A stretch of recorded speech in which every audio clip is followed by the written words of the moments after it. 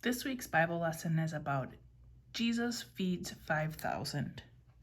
It was a beautiful sunny day as Jesus and his disciples crossed the Sea of Galilee in a boat with white sails.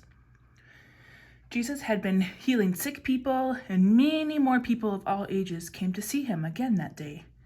Maybe they could hear more of Jesus' stories or see him show God's power through other miracles. When Jesus saw a large crowd of men and women and children, he asked his friend Philip, "How are we going to get enough food to feed all these people?"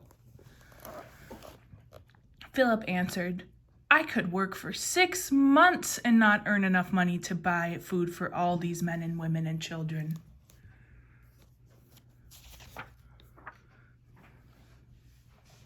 The disciples didn't know what to do.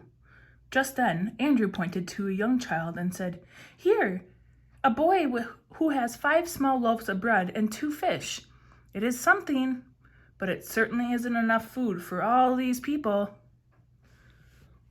The boy looked very nervous as he said in a small voice, "Jesus, please take my food if you think it will help."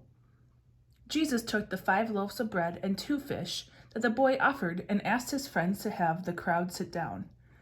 About 5,000 people sat in the grassy meadow by the lake that day. After Jesus gave thanks to God, he blessed the 5 loaves of bread and 2 fish. Then he shared the food with all the people who were there that day. All 5,000 ate until they were full.